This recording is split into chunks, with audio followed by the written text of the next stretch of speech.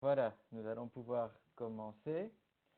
Donc, première chose, merci de nous rejoindre pour ce webinaire qui remplace donc notre séance d'information physique que nous avions prévue, mais qui malheureusement n'a pas pu avoir lieu en raison des événements actuels. Vous êtes tous sur cette plateforme qui est nouvelle pour nous, qui est nouvelle sans doute pour vous aussi, et qui a différentes fonctionnalités qui pourront nous être utiles pendant donc notre session d'information, comme il y a toute une partie qui sera consacrée à une séance de questions-réponses.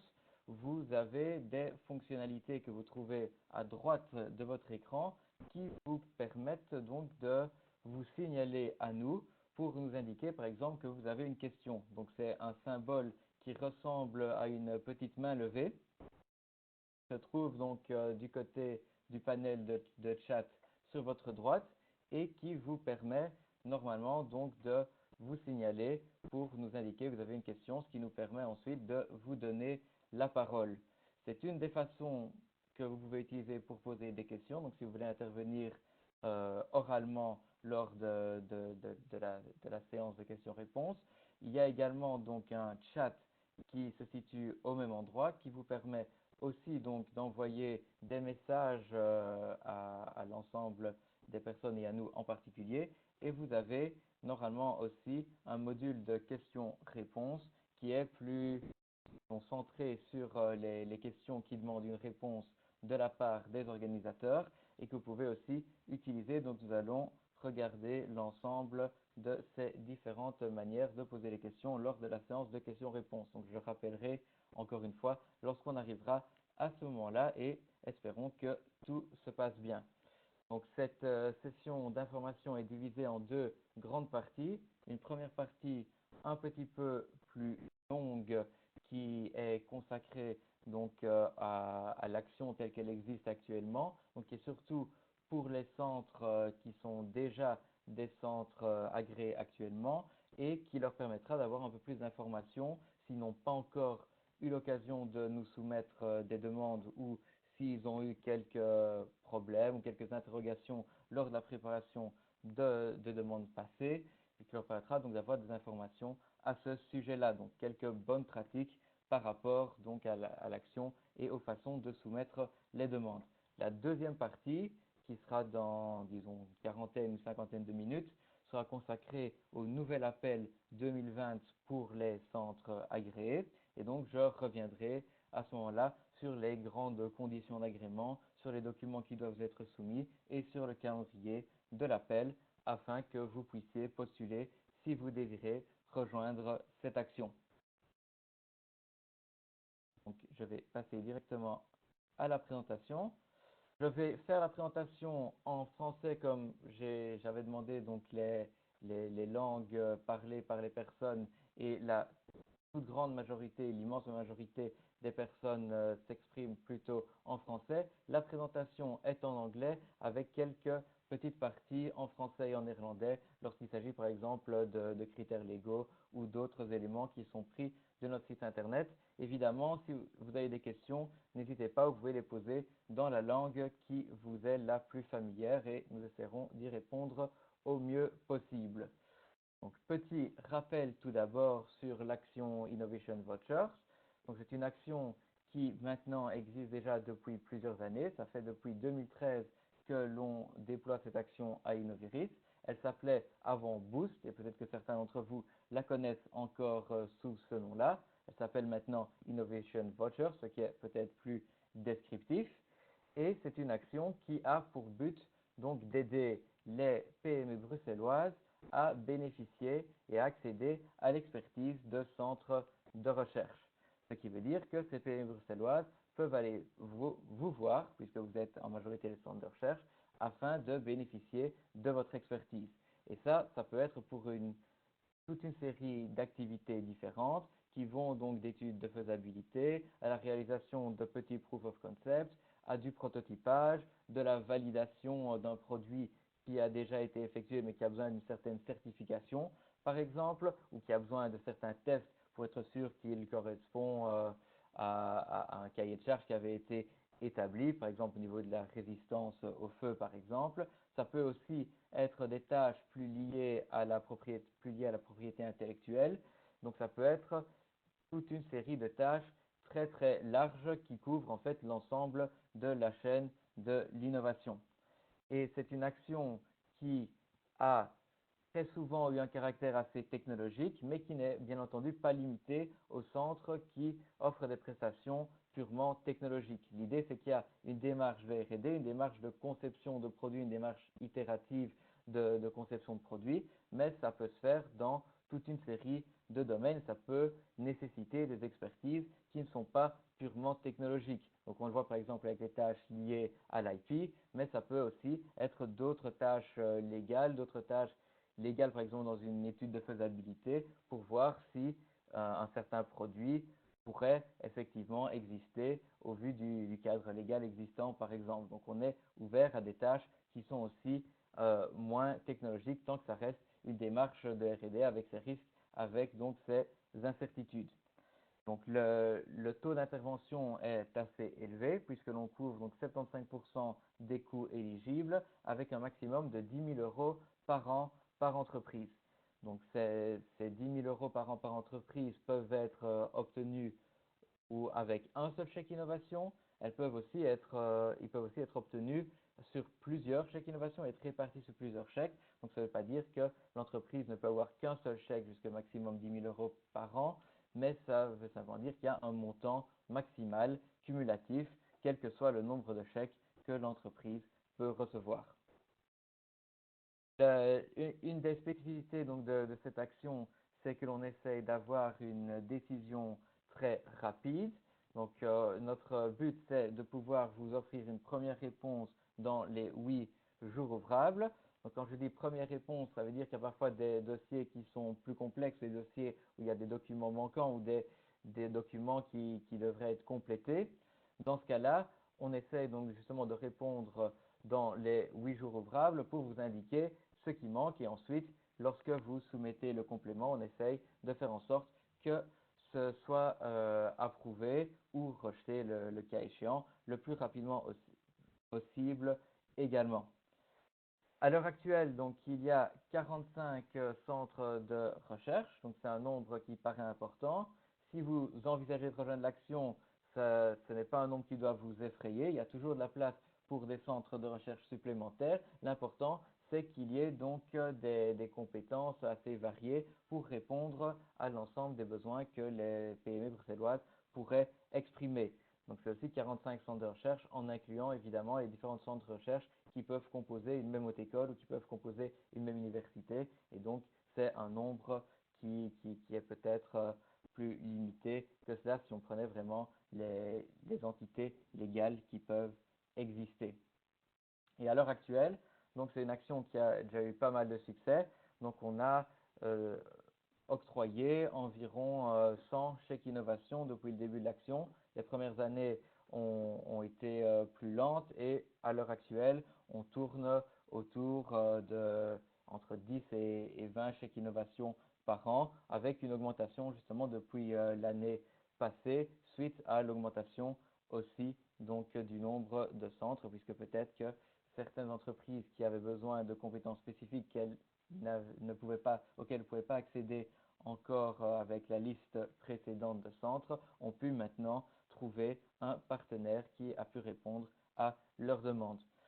Une petite précision pour terminer donc une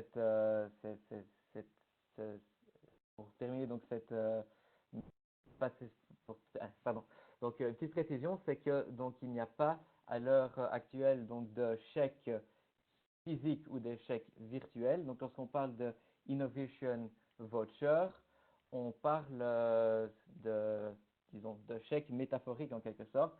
C'est une façon de parler de ces projets, mais nous ne vous donnons pas, comme ça pourrait être le cas pour d'autres types de chèques, un chèque physique ou un chèque virtuel que vous iriez recevoir chez Sodexo ou autres partenaires. C'est purement Innoviris qui paye, comme pour tout autre projet, l'entreprise en charge de celui-ci et donc il n'y a pas de chèque que vous allez recevoir ou que vous devriez échanger contre des prestations. C'est purement donc une façon de présenter les choses. quelques exemples donc, de chèques qui ont pu être octroyés. Vous avez par exemple donc, un cadenas de bicyclette innovant. Vous avez le test donc, de la résistance au feu de cloison murale. Vous avez toute une série, et ça c'est plusieurs projets, puisque c'est un des types de projets qu'on reçoit assez régulièrement. Vous avez toute une série de projets qui ont trait à des nouvelles denrées alimentaires. Ça peut être des nouvelles boissons, ça peut être des, des, des- des nouveaux aliments. Donc, toute une série de denrées alimentaires qui doivent être développées, qui doivent être testées pour leurs différentes qualités de conservation, leurs qualités gustatives, toute une série donc, de questions dans le développement et la validation de ces produits. Autre catégorie assez importante, comme pour la plupart de nos programmes Innoviris, c'est tout ce qui a trait au software et à l'analyse de données, au machine learning. C'est aussi donc un type de projet qui revient assez régulièrement, mais nous avons, à côté de ces exemples-là, toute une série d'autres exemples que l'on pourrait citer et qui vous montreraient encore plus qu'il y a une très grande diversité donc, dans le type de projet qui peuvent être réalisés grâce à cette action.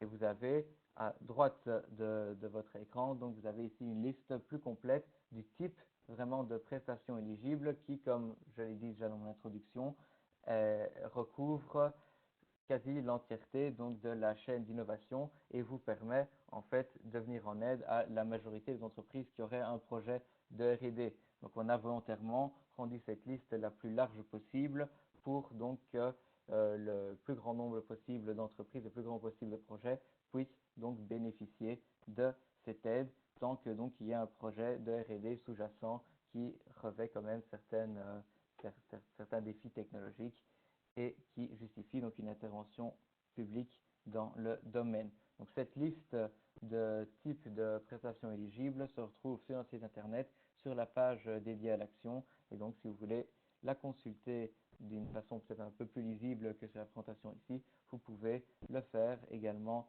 par après et voir donc que c'est très très large.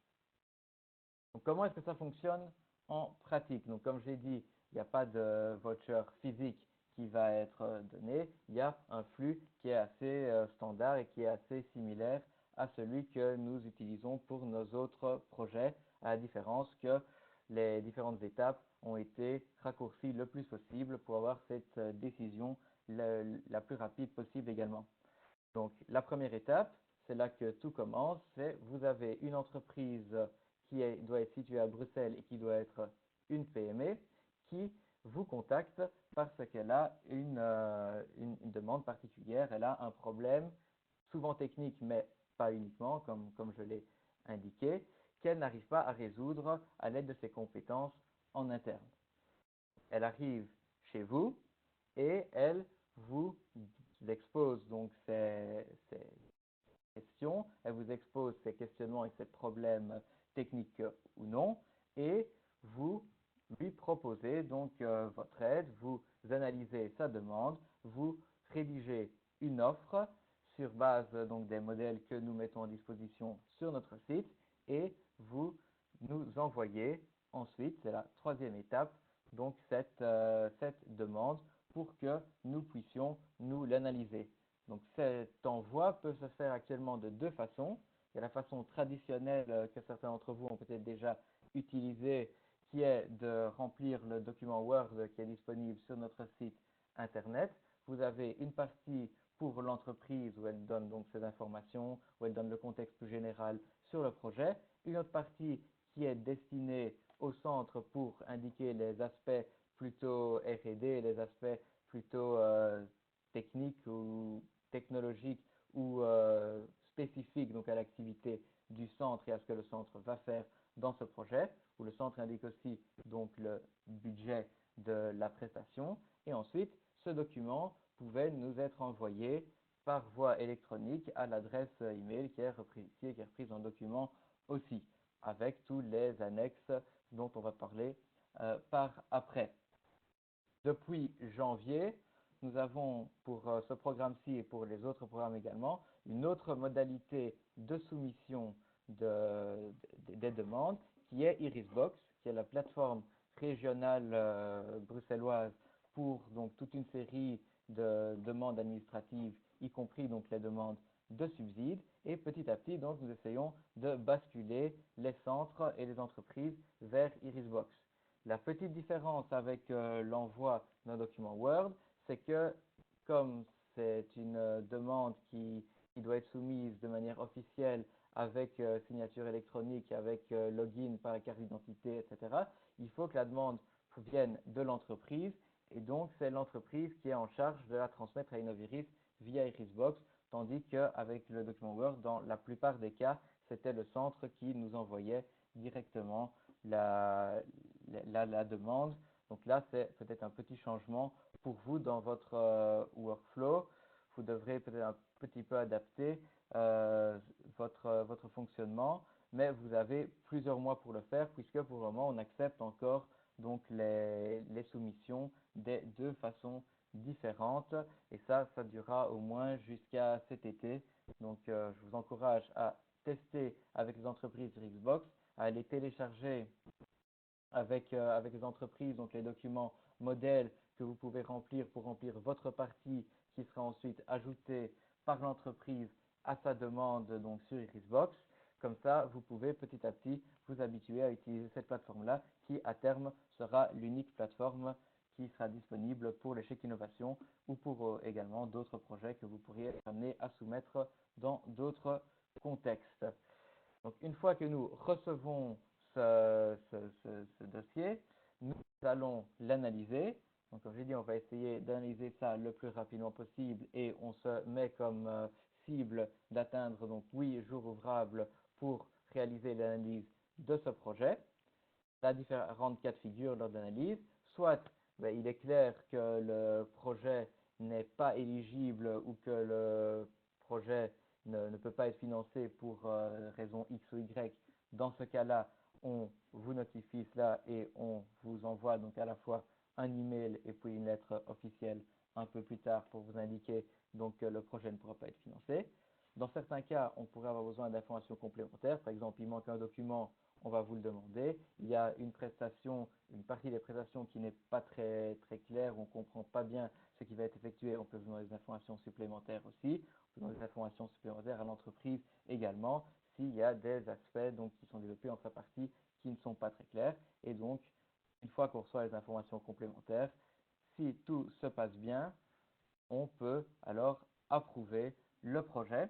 Donc l'approbation pour justement arriver à traiter les dossiers assez rapidement et pour que vous ayez une réponse assez rapide, elle se passe en plusieurs étapes.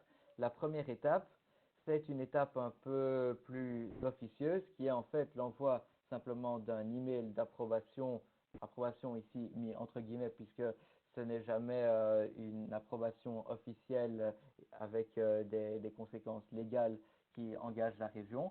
C'est le conseiller en charge du projet, dans la plupart des cas moi-même, qui donc vous envoie cet email pour vous dire qu'après analyse, le projet va être recommandé à financement auprès de notre direction et que vous pouvez, si vous le désirez, déjà commencer le projet sans devoir attendre la lettre de notification officielle. La notification officielle, c'est la deuxième étape.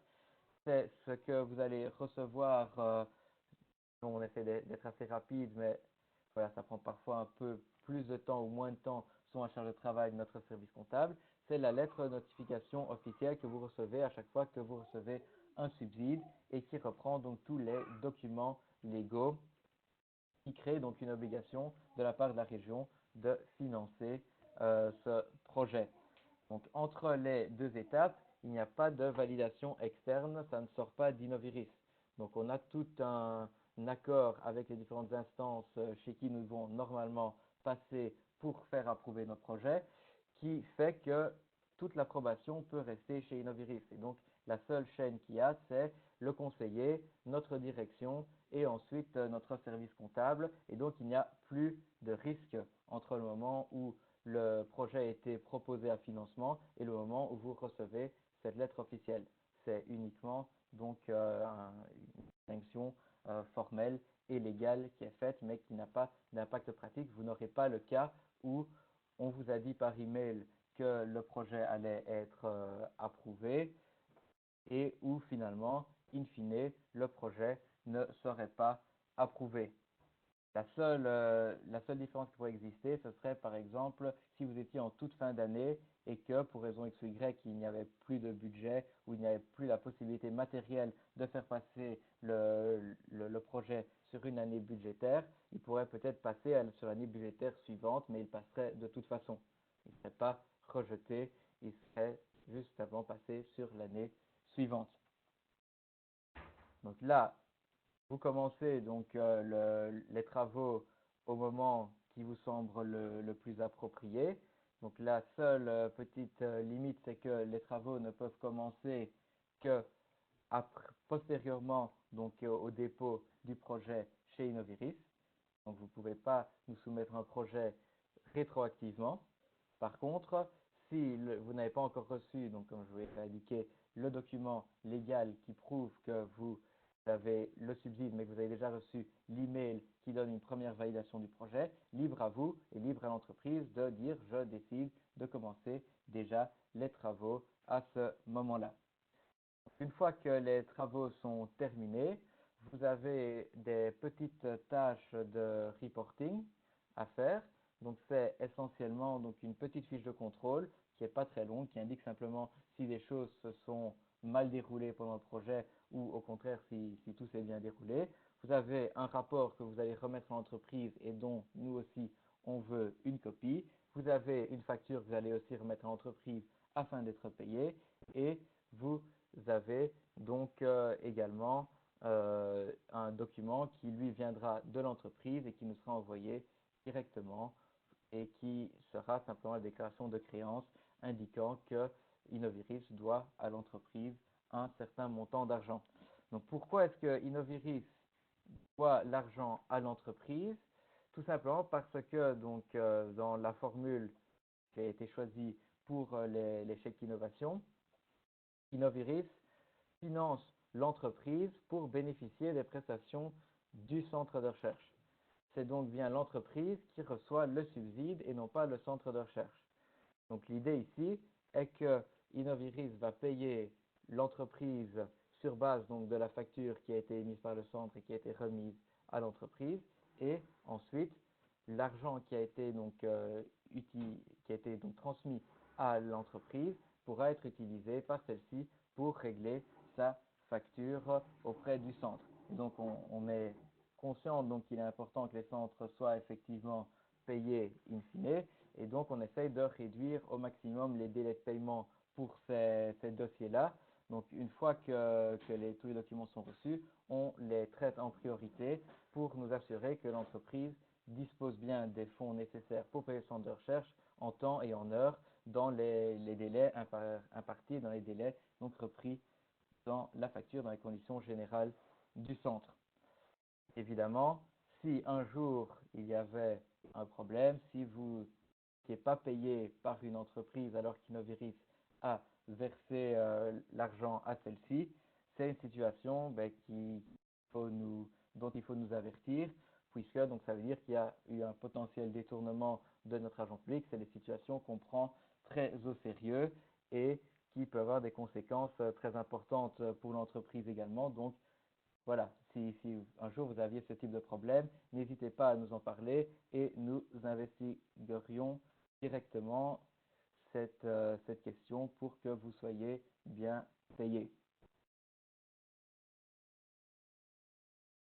Une chose aussi, oui, que j'avais listée donc dans la petite note en dessous, donc l'entreprise vous paye les prestations. Donc il y a toujours deux parties dans ce paiement. Il y a la partie qui est financée par Innoviris, c'est 75%, et la partie qui est financée par l'entreprise, les 25%, et la TVA qui s'additionne à ça et qui est comptée sur l'ensemble donc de la prestation.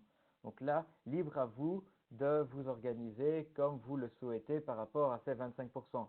Vous pouvez soit demander un acompte en début de projet. Je sais que certains centres fonctionnent de cette façon pour s'assurer donc qu'il y ait un paiement et que l'entreprise dispose bien des fonds nécessaires, même si nous, on le vérifie aussi sur base d'éléments probant que l'entreprise soumet lors de l'envoi de son dossier.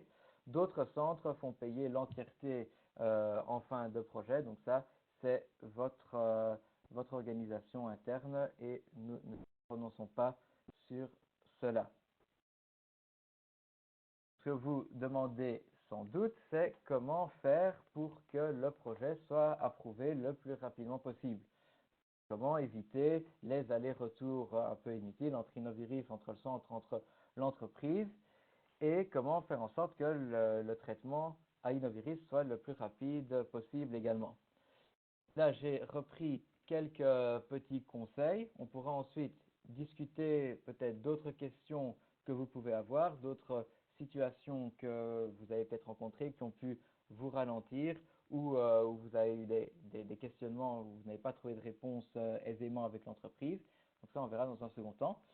Donc, premier petit conseil, c'est vraiment d'utiliser Irisbox.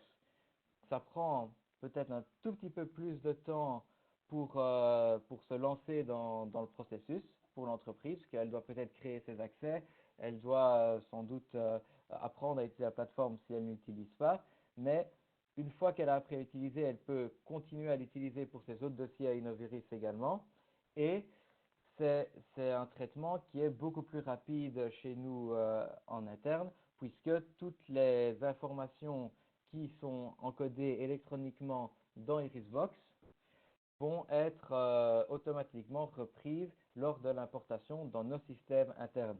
Ce qui veut dire que nous n'avons pas besoin d'un travail parfois assez pas forcément très long, mais un travail assez lourd peut-être pour notre secrétariat, surtout en période de rush, qui fait qu'il peut y avoir des petits délais dans l'encodage des dossiers qui nous parviennent. Ici, tout est repris automatiquement et donc très rapidement. Vous avez des avantages aussi pour l'entreprise, c'est-à-dire qu'elle ne doit pas aller rechercher manuellement toute une série d'informations sur elle-même en fait, sa date de création, son numéro d'entreprise, sans doute le nom aussi de son gérant, son adresse, toutes ces informations qu'elle doit retaper manuellement dans le formulaire Word si elle l'utilise et qui sont reprises automatiquement de la banque Carrefour des entreprises pour toutes les demandes qui nous parviennent par Irisbox.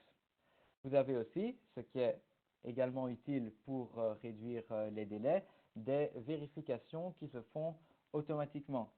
C'est-à-dire que vous avez un risque bien moindre de nous soumettre un dossier qui ne serait finalement pas éligible pour des raisons purement administratives. Par exemple, une des conditions importantes pour l'octroi d'un chèque innovation, c'est le fait que l'entreprise ne doit pas être en difficulté financière. Dans le formulaire Irisbox, nous avons mis dans la première page une petite question qui permet à l'entreprise d'intégrer ses derniers chiffres concernant ses capitaux propres et son capital souscrit, qui permet de vérifier automatiquement si l'entreprise ne serait pas en difficulté financière. S'il s'avérait, sur base des chiffres fournis, qu'elle pourrait l'être, l'entreprise ne peut pas continuer et elle est invitée à nous contacter directement pour donc examiner sa situation plus en détail. Ce qui donc vous permet de ne pas faire tout le travail pour une entreprise qui, in fine, ne serait pas éligible. Même si, bien entendu, l'idéal est que vous fassiez quelques petites vérifications. Si c'est un des points qui viendra un peu plus loin dans la présentation. Autre avantage, c'est que comme c'est un formulaire qui a toutes ces vérifications, vous n'aurez pas non plus de documents manquants, puisque si un document est obligatoire, la plateforme vous oblige à le fournir, ou oblige plutôt l'entreprise à le fournir. Et donc, il n'y a pas de risque d'oubli, pas de risque de documents bancaires qui manquent ou de formulaires additionnels qui manquent, puisque la plateforme ne vous laissera pas soumettre le dossier si tous les documents ne s'y trouvent pas. Évidemment, l'idée de la plateforme, ce n'est pas de rendre tout le processus déshumanisé. nous sommes toujours disponibles s'il y a un problème, si l'entreprise n'arrive pas à l'utiliser. C'est pour ça qu'on garde aussi les deux modalités de soumission, mais le plus possible, il faut essayer de diriger les entreprises vers cette Irisbox. Votre rôle dans ce processus, c'est vraiment de préparer votre partie des documents en collaboration avec l'entreprise et de faire en sorte qu'elle ait le package complet qu'elle peut soumettre sur Irisbox pour donc que le dossier nous parvienne.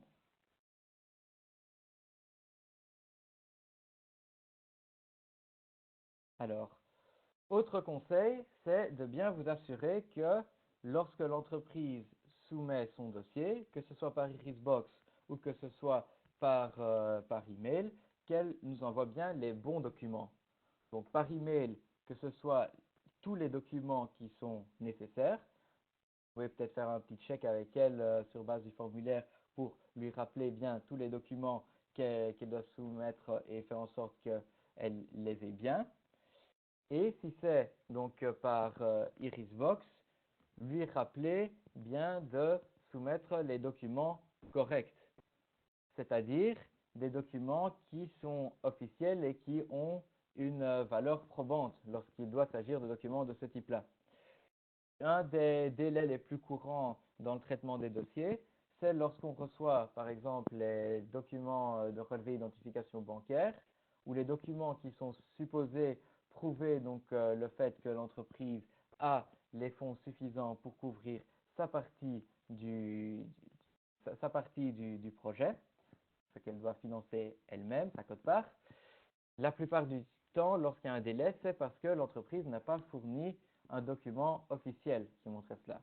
Ce qu'on reçoit parfois, c'est des screenshots d'Home Bank, des copies d'une carte Banque Contact, où il y a effectivement le numéro de compte, mais où ça ne prouve pas qu'il s'agit bien officiellement du compte de l'entreprise. L'idée ici, c'est justement d'éviter les fraudes, de faire en sorte que dans notre processus de contrôle interne, le subside soit bien payé à l'entreprise et uniquement à l'entreprise demanderesse. Et donc, on a besoin d'un document probant de la banque qui peut se demander souvent même en ligne, qui certifie officiellement que le compte en banque appartient bien à l'entreprise en question. Ça, c'est une obligation légale qui se retrouve en fait dans tous nos textes légaux pour tous nos projets et auquel on ne peut pas déroger puisqu'en cas d'audit de nos processus, si l'on avait uniquement un screenshot d'un bank, ça risquerait de poser problème. Même chose donc pour les preuves du solde de compte, l'idéal est de nous donner une copie qui peut bien entendu être anonymisée de l'extrait bancaire, d'un des derniers extraits bancaires qui montre le solde à un moment donné. Donc nous ne nous intéressons pas au mouvement. Donc l'entreprise peut très bien noircir toutes les choses qui donc sont pas pertinentes pour nous, mais c'est au moins un document qui est plus officiel qu'une capture d'écran de Home Bank. Évidemment, je vous encourage aussi pour la preuve de la quote-part à le vérifier lorsque vous rencontrez l'entreprise. Donc l'idéal, c'est peut-être de leur demander justement quels documents ils comptent utiliser pour faire cette demande et pour ainsi pouvoir vous assurer aussi que l'entreprise a bien les fonds nécessaires, surtout si vous ne faites pas payer à l'avance et surtout si c'est une entreprise de plus petite taille ou une entreprise moins solide financièrement, c'est sans doute utile de vous assurer qu'elle sera en mesure de payer sa partie du projet également. Alors, vous avez ensuite tous les documents et toutes les informations qui viennent de l'entreprise, mais que vous pouvez bien entendu relire aussi pour voir si elles semblent faire sens. C'est notamment donc toute la description du projet, toute la description des buts recherchés par l'entreprise, la description du contexte, qui est de toute façon ce que l'entreprise va vous exposer à vous aussi pour que vous compreniez ses besoins. Donc, sans doute qu'elle vous exposera les choses de la même façon que ce qui se retrouve dans le dossier. Et donc, si vous voyez des aspects qui ne semblent pas clairs dans ce qu'elle compte soumettre pour cette partie-là, vous pouvez bien entendu la conseiller. Donc, on n'attend pas de vous que vous écriviez tout le dossier. Cette partie-là doit bien entendu venir de l'entreprise. L'idée, ce n'est pas de vous mettre une charge de travail beaucoup plus importante, mais c'est de faciliter le plus les choses aussi en ayant peut-être déjà ce premier regard extérieur sur ce que l'entreprise va écrire et vous pourrez même voir si une personne donc, qui ne connaît pas le projet pourrait comprendre donc ce que recherche l'entreprise grâce à celui-ci en lisant ce qu'elle a préparé. N'oubliez pas, ça c'est plutôt pour vous, donc si vous décidez d'avoir recours à des sous-traitants parce que vous avez certaines choses très spécifiques que vous n'êtes pas en mesure d'effectuer vous-même ou que vous préférez ne pas effectuer vous-même. Vous pouvez le faire. Il faut que ça reste limité au niveau de l'importance dans le projet. Donc le cœur du projet doit bien entendu être effectué par le centre qui fait la demande. Mais pour, disons, des tâches plus ponctuelles qui ne sont pas le cœur de la demande et qui sont en tout cas moins de 50% et quand même assez inférieures, je dirais à 50% pour ce type d'aide ici dans le cadre de Chèque Innovation. Vous pouvez mettre dans le budget des frais de sous-traitance, mais nous avons besoin d'un petit devis de ce sous-traitant qui nous permet donc de voir effectivement ce qui va être effectué et également le prix qui va être comptabilisé pour nous assurer donc que cela correspond bien à ce qui est repris dans le budget. Donc, si vous utilisez Risbox, vous allez devoir soumettre un document à l'entreprise qui décrit ce qui était votre partie en fait du document Word pour ceux qui ont déjà rédigé donc ce document Word actuel. Faites en sorte que vous le remettez bien à l'entreprise et qu'il soit bien établi selon le modèle que nous avons établi pour vous. Même chose au niveau du budget. Gardez toujours en tête les sommes, les montants forfaitaires qui avaient été indiqués lors de la soumission de votre demande d'agrément. Donc, c'est la première chose que l'on fait lorsqu'on vérifie le budget, c'est on retourne dans notre tableau où nous avons repris tous les montants qui avaient été soumis. Je pense que pour toutes les personnes qui sont représentées par Cinera, il y avait un montant qui était identique qui avait été convenu et nous vérifions donc que c'est bien ce montant-là qui est repris dans le budget également. Même chose pour tout ce qui a trait aux frais exceptionnels. Soit ce sont des frais qui avaient déjà été communiqués et approuvés lors de l'introduction et là on vérifie donc que ça correspond bien à ce qui avait été donc indiqué. Soit ce sont des frais qui sont nouveaux. Vous avez une nouvelle machine, vous avez une machine tout à fait particulière que vous n'aviez pas listée dans votre demande d'agrément. Vous pouvez bien entendu l'utiliser. Il faut juste nous donner donc un petit élément probant qui nous permet de voir que le tarif utilisé pour le chèque innovation correspond bien au tarif normalement en vigueur pour l'utilisation de cette machine. Et donc, ça peut être une copie de votre liste de prix que vous remettez généralement aux entreprises, y compris celles qui ne passent pas par Chèque Innovation. Ça peut être une petite justification indiquant que voilà comment vous avez réalisé le calcul par rapport au coût de cette machine. Ça peut être si vous avez dû acheter quelque chose de particulier, si vous comptez acheter quelque chose de particulier pour le projet et que vous allez continuer à l'utiliser par après, vous pouvez nous porter en compte donc l'amortissement sur la durée du projet et selon le taux d'utilisation donc qui correspond à la durée du projet. Donc vous avez toute une série de façons de nous montrer donc que ce budget prévu est donc bien raisonnable et correspond bien à ce qui avait été approuvé lors de la demande d'agrément. Et enfin, également, donc ça c'est dans les rares cas où vous avez des entreprises qui sont en fait aussi des ASBL. Donc une ASBL, ça c'est important de bien garder en tête, une ASBL peut être une entreprise. Si vous avez une ASBL qui vient vous trouver pour faire une demande de chèque innovation, vous ne devez pas la rejeter de but en blanc. Ce que vous devez faire, c'est lui demander donc de remplir un petit formulaire qui lui permet donc de valider le fait qu'elle est bien considérée comme une entreprise. Donc, qu'est-ce que c'est une entreprise?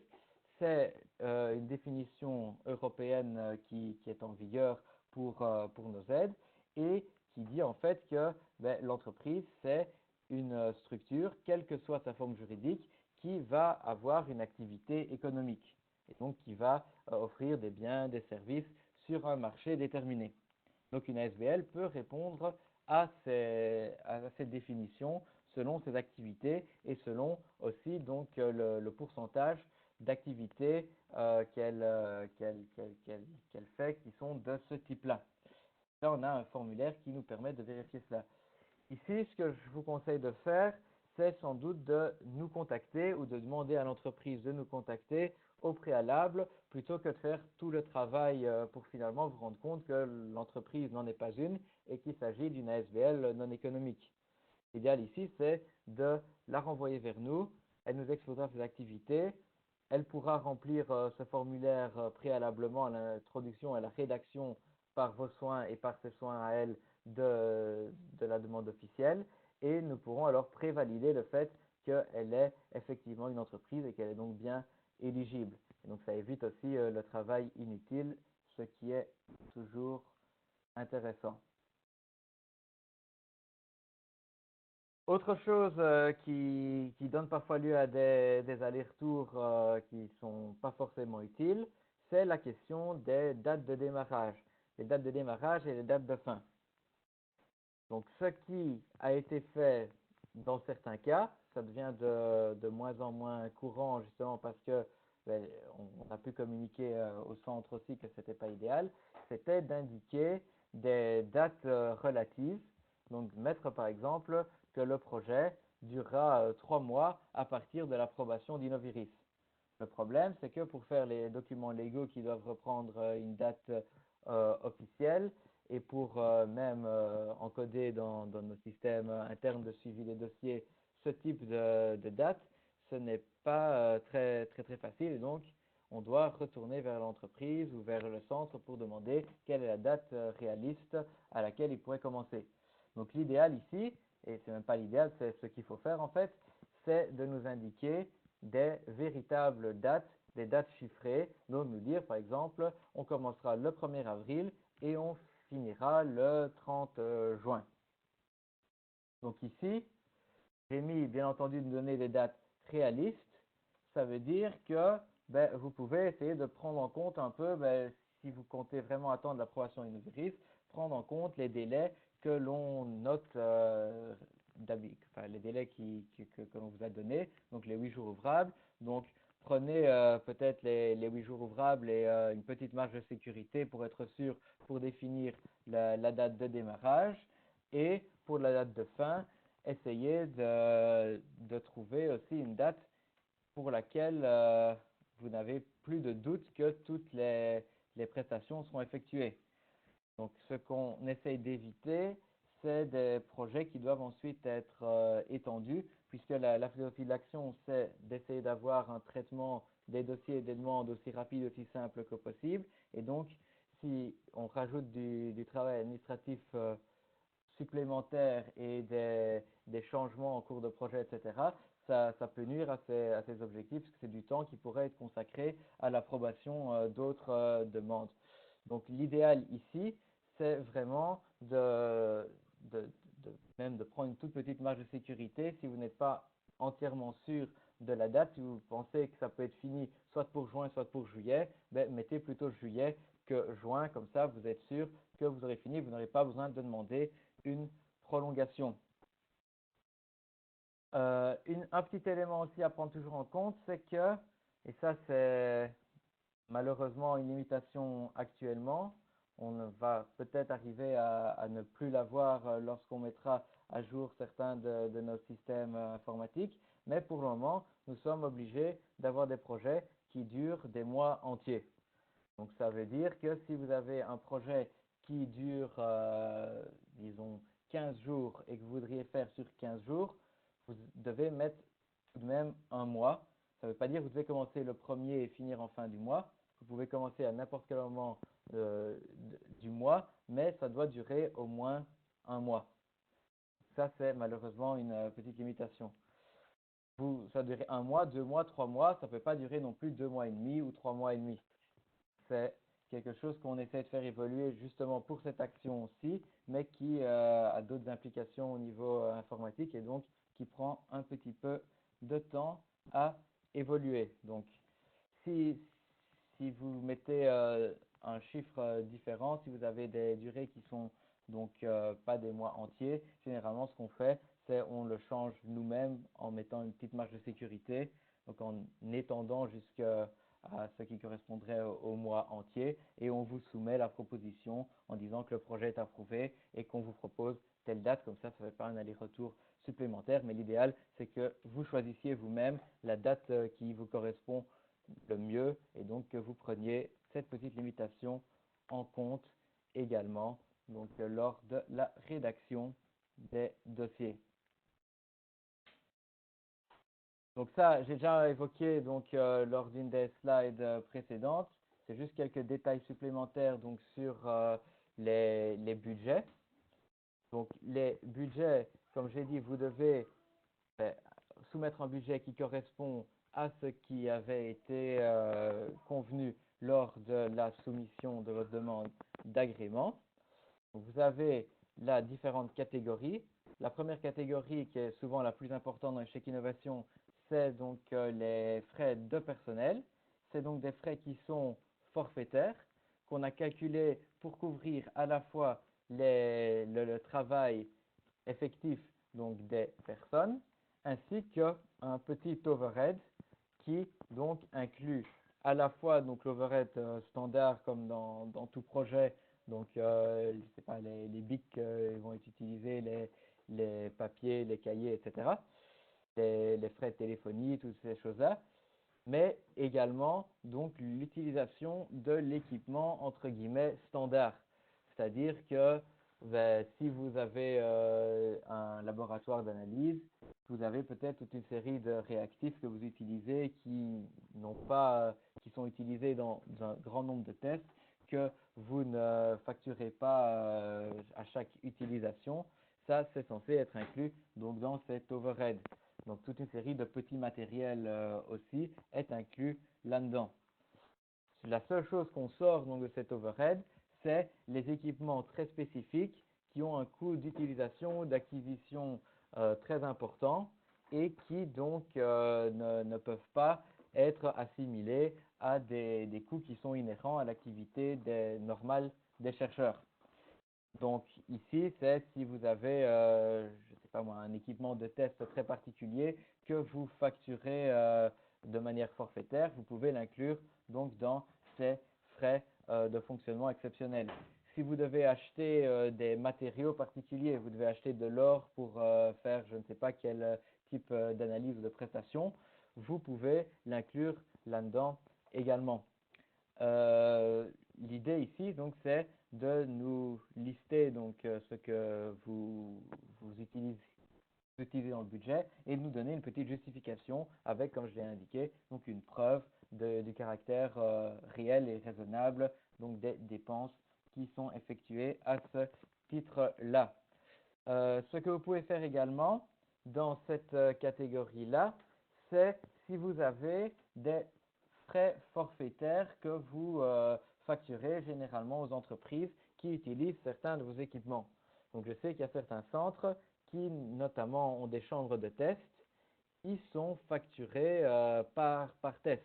Donc elles ont des grilles tarifaires particulières pour un test de résistance au feu ou un test d'isolation acoustique, c'est autant d'euros et c'est des grilles forfaitaires. Vous pouvez l'inclure aussi dans ces frais de fonctionnement exceptionnels. Pourquoi est-ce qu'on l'a inclus de cette façon-là? Parce que dans l'historique de l'action, on a eu l'information que certains centres devaient se livrer à des calculs d'apothicaires un peu complexes pour parvenir donc à transformer des coûts qui en fait étaient normalement comptés comme des coûts forfaitaires aux entreprises normales qui ne rentraient pas dans les chèques innovation en frais de personnel tels que prévus donc dans les chèques innovation et ça nuisait à la lisibilité et au réalisme en quelque sorte du budget. Donc ce qu'on veut dans le budget, c'est un budget qui corresponde à la réalité.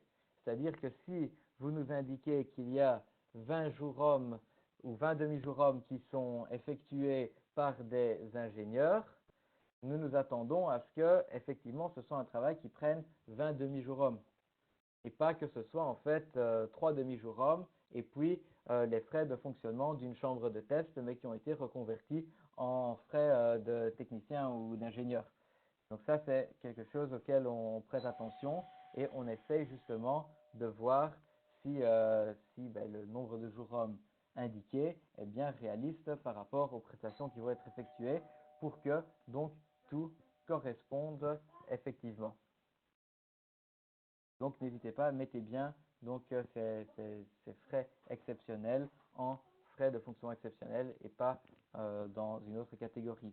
Même chose, donc comme je l'avais déjà dit, si vous devez acheter vraiment un équipement spécifique, vous pouvez donc le faire également. Et là, les règles sont des règles d'amortissement assez standards, ce qui veut dire que généralement les montants seront assez faibles au niveau de l'intervention publique, puisque si vous avez un projet qui va durer 10 jours hommes et qui donc a cette dimension assez limitée, évidemment, le montant qui pourra être porté en compte sera très limité.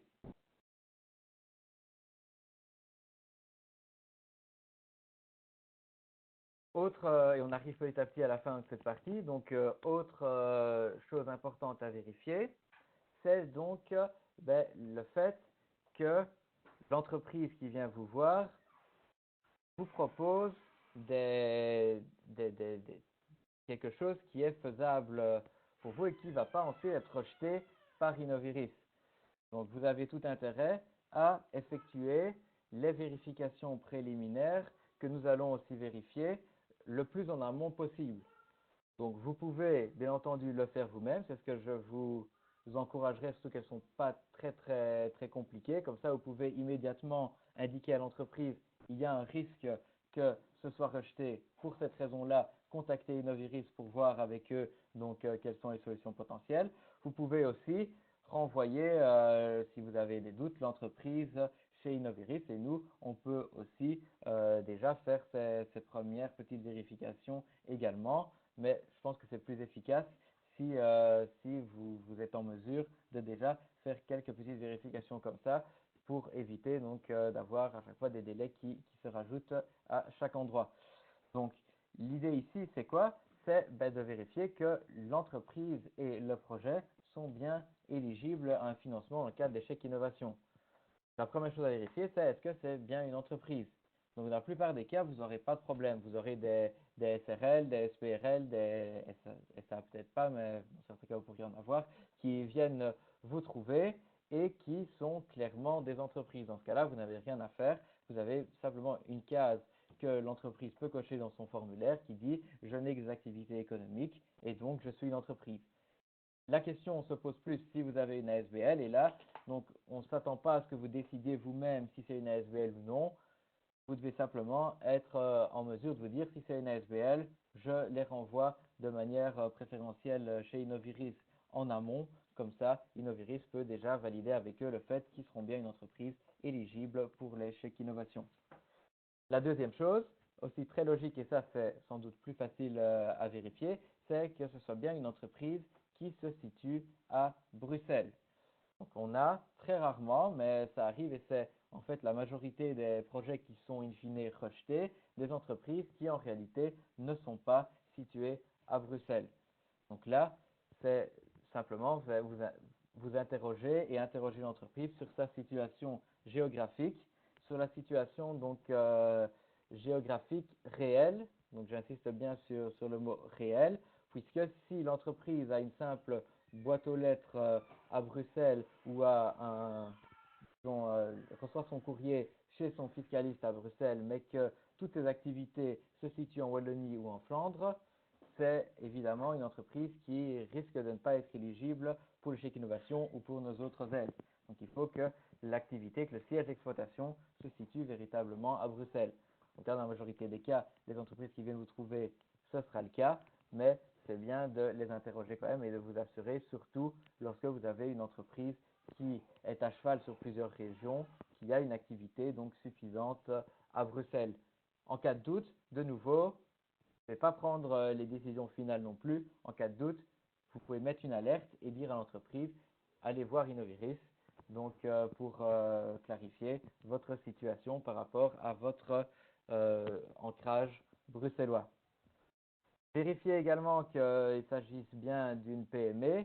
Dans la plupart des cas aussi, c'est facile. Vous aurez souvent, vu le public cible de l'action, vous aurez souvent des personnes qui sont à une ou à deux dans une entreprise qui fait un petit chiffre d'affaires, peut-être quelques centaines de milliers d'euros, et où vous n'aurez aucun doute qu'il s'agisse même d'une très petite entreprise. Vous avez certains cas qui sont parfois un peu plus limites, où là, de nouveau, c'est utile que vous soyez au courant donc, de ce qui peut poser problème pour de nouveau dire à l'entreprise de vérifier, de clarifier sa situation.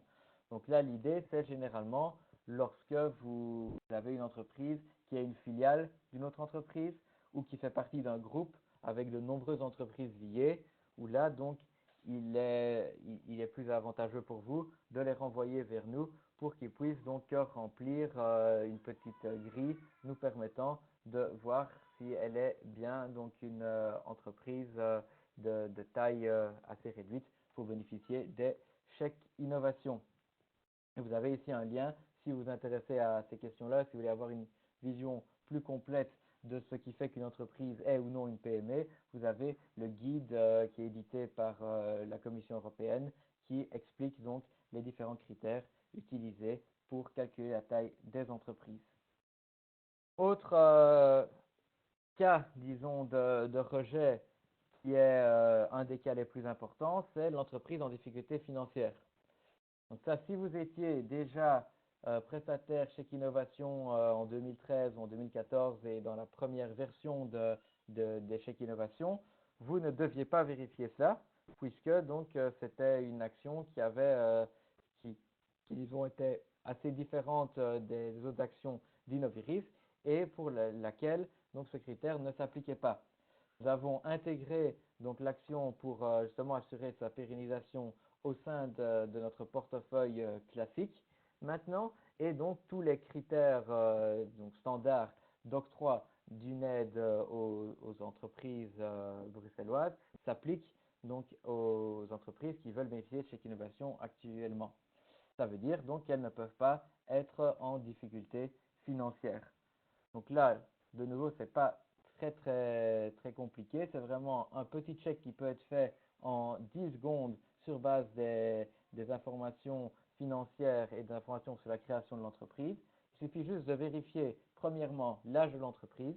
Si vous avez une entreprise qui a moins de 3 ans, elle ne sera jamais considérée comme étant en difficulté financière. Et donc, vous pouvez être certain que ce ne sera pas un problème. Si vous avez une entreprise qui a plus de 3 ans, vous devez simplement vérifier dans son dernier bilan que ses fonds propres, donc c'est ce qu'on trouvera au compte 10-15 du bilan, est supérieur donc à la moitié du capital souscrit. Ce qu'on trouve donc au code 100 dans le bilan. Et donc c'est un tout petit ratio qui doit être fait. Si vous avez donc des fonds propres qui sont inférieurs à la moitié de ce capital souscrit, vous avez une entreprise qui vraisemblablement, en tout cas au moment où le bilan a été effectué, était en difficulté financière.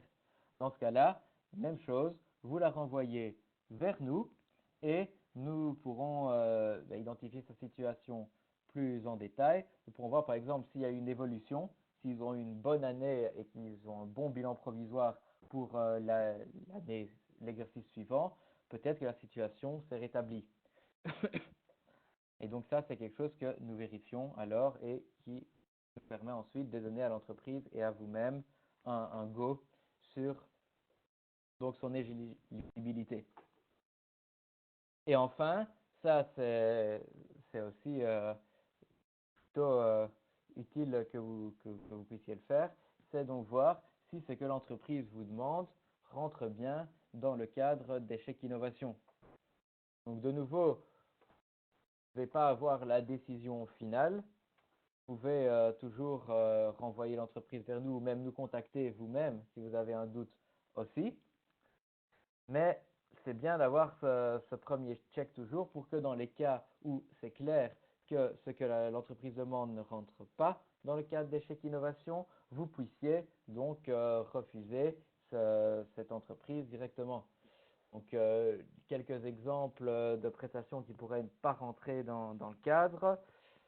Ça pourrait être si une entreprise vient vous demander de développer un site web pour son entreprise. Ça, c'est pas une démarche de R&D, c'est pas à l'aide de Chèque Innovation qu'on peut faire ça. Il y a sans doute d'autres aides de la région qui vous permettent de faire cela. Si une entreprise vous demande de réaliser 200 exemplaires d'un certain produit, c'est de nouveau quelque chose qui n'est pas éligible puisqu'on sort là de la R&D, on est donc dans une démarche de production, d'industrialisation. Ce qu'on financera nous, c'est peut-être une petite pré-série dans une des visées de prototypage pour donc tester le produit et voir donc ce qui peut encore être amélioré, mais pas la production du produit qui est déjà fini. Donc, si une entreprise, pour passer dans les choses qui sont non techniques, si une entreprise vient vous voir en vous demandant de lui réaliser son business plan ou son business model canvas ou quelque chose standard de ce type-là, c'est aussi quelque chose que vous n'êtes pas censé effectuer pour elle. Vous pouvez peut-être avoir une démarche plutôt de prototypage business. Je ne sais pas, j'essaie d'imaginer, vous avez une entreprise qui veut effectuer toute une série de tests avant la mise sur le marché pour faire une sorte de proof of business. Peut-être que vous pourriez avoir là une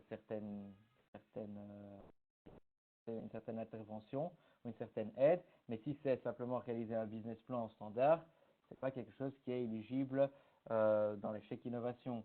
Si une entreprise également vient chez vous en vous disant je compte soumettre un dossier à Innoviris, est-ce que vous pouvez m'aider à écrire le dossier, est-ce que vous pouvez servir de consultant en financement public et je vous propose de le faire par le biais des chèques innovation, ce sont aussi des prestations qui ne sont pas éligibles. Donc une entreprise ne peut pas venir faire rédiger l'entièreté de son dossier Innoviris chez vous en utilisant un chèque innovation. Est-ce que vous pouvez intervenir préalablement à un dossier plus large? Oui, et vous êtes encouragé à le faire, mais pour des tâches qui s'apparentent à de la R&D, qui s'apparentent donc à des études de faisabilité. Ça, vous pouvez le faire. Si une entreprise vient vous trouver en disant qu'elle compte développer un certain produit, mais qu'elle doit identifier les technologies qui pourraient être utilisées pour faire ça, qu'elle doit faire une première présélection entre différentes options technologiques et voir si ce qu'elle veut faire est faisable, vous pouvez le faire. Ce n'est pas une préparation effective d'un dossier Innoviris, c'est faire des tâches techniques qui vont ensuite pouvoir éclairer les décisions de l'entreprise pour donc soumettre un projet plus large.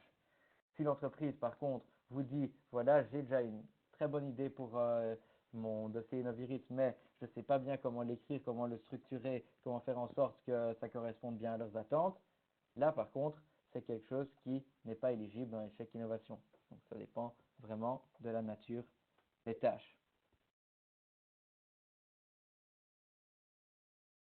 Et voilà, et donc le message, donc, comme vous l'aurez compris sans doute pour l'ensemble de cette présentation, c'est vraiment de ne pas hésiter à nous contacter. Donc on est disponible par email, on peut aussi fixer des rendez-vous téléphoniques ou des visioconférences, voire parfois même des rencontres lorsqu'il y a des choses plus importantes. Bon, généralement pas pour des questions ponctuelles sur un dossier, mais si vous avez vraiment lors de la corrélation des questions très importantes qui ne trouvent pas leur réponse, on est toujours disponible pour en discuter avec vous. Et donc, j'ai repris ici donc, nos différentes coordonnées. Donc, vous pouvez me contacter, donc, en tout cas jusqu'au 1er mai, puisqu'à partir du 1er mai, donc, je vais partir donc, pour de nouveaux défis et donc je ne serai plus disponible à Innoviris pour répondre à vos questions. Mais vous aurez mes deux collègues à partir donc du 1er mai qui pourront vous renseigner et qui donc vont se charger de cette action chèque innovation. Donc, n'hésitez pas, même si vous me contactez maintenant, mettez-les peut-être déjà en copie. Comme ça, ils ont déjà une idée des questions que vous pourriez avoir et ils ont déjà l'historique un peu donc de notre relation en ce qui concerne les chèques innovation et ils pourront continuer donc à vous aider après cela. Donc, nous pouvons maintenant passer à la séance plutôt de questions-réponses. Donc, j'ai mis quelques exemples de questions que vous pouvez poser, mais c'est vraiment tout à fait libre. Donc, ça peut se baser sur votre expérience passée lorsque vous avez soumis un projet. Ça peut être parce que vous avez regardé déjà le formulaire qui se trouve en ligne et vous n'êtes pas sûr de comment vous devriez le remplir. Ça peut être toute autre question qui vient de la présentation que j'ai faite ou simplement de manière beaucoup plus générale. Et donc, pour rappel, vous pouvez, le plus simple, c'est que vous cliquiez donc sur la petite main levée lorsque vous avez une question et ensuite, donc, je vous donnerai la parole. Comme ça, normalement, tout le monde pourra entendre votre question et ensuite notre réponse.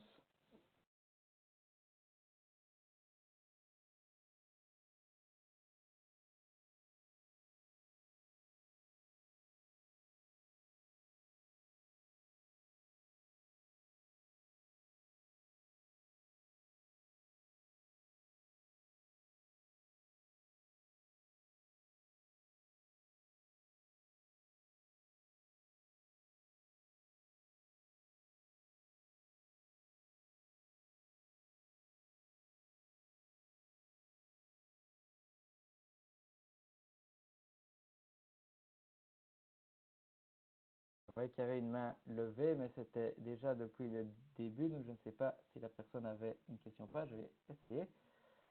Madame Rouge. Alors, j'avais levé la main, mais c'était tout au début parce que je ne vous entendais pas. Vous m'aviez répondu, mais néanmoins, oui, j'ai quand même une petite question, pas directe, enfin un peu liée à ce que vous venez d'exposer.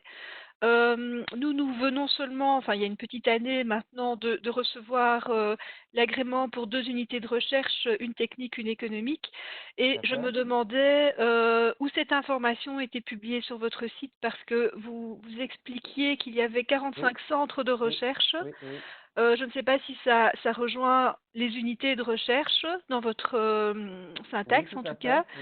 Et où est-ce que cette information en fait est disponible? Donc, la liste donc de nos centres prestataires est sur la page principale de l'action. Donc, si vous allez sur notre site internet, oui, vous parce que avez obtenir. Oui.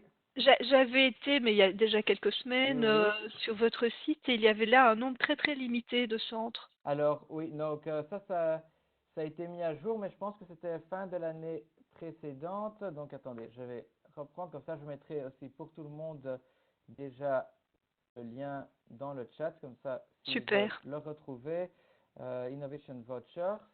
Donc, je vais mettre le lien vers la page ici. Alors, je vous les montre. Hop.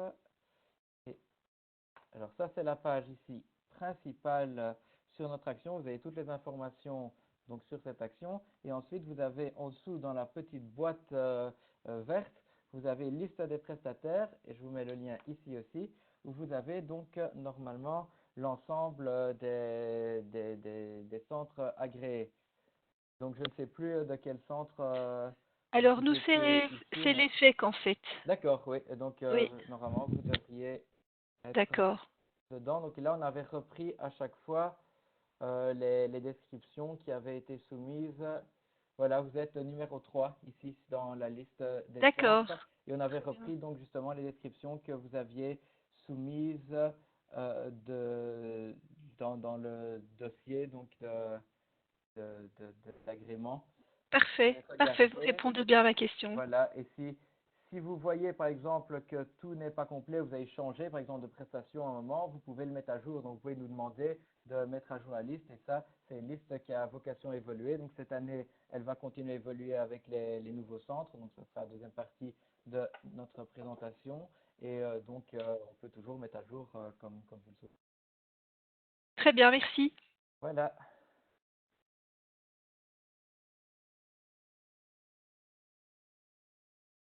Voilà. Est-ce qu'il y a d'autres questions? Donc, si vous ne trouvez pas par hasard la petite main, vous pouvez aussi utiliser le module de questions-réponses et je pourrais voir que vous voulez poser une question ou le module de chat.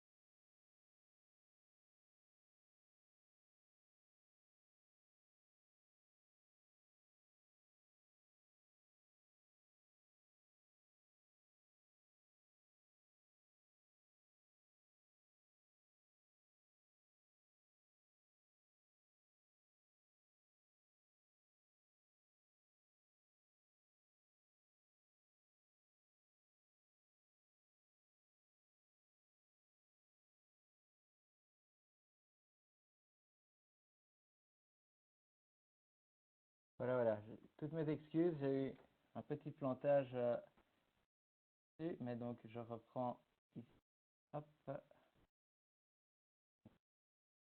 hop, oui, donc j'en ai perdu, mais je suis de retour et je vois ici une question. Hop, voilà. Madame Saint-Hubert? Oui, bonjour, ici Catherine Saint-Hubert de l'ASBL Meurice R&D. Donc, vous aviez expliqué pour les entreprises que, étant donné que ce sont elles qui vont devoir remplir le formulaire, que ce sont elles qui vont devoir se créer des accès dans Irisbox. Mais bon, c'est vrai que nous, on a plutôt l'habitude de travailler pour les entreprises Oui. et donc on encode beaucoup pour eux. Oui. Et donc ici, donc c'est une optique différente. Et donc nous, on n'aura pas d'accès à créer au niveau des Risbox. On aura juste Alors, notre offre à rentrer. C'est voilà, actuellement en tout cas non, puisque donc la plateforme Irisbox ne permet pas encore d'avoir des projets multipartenaires.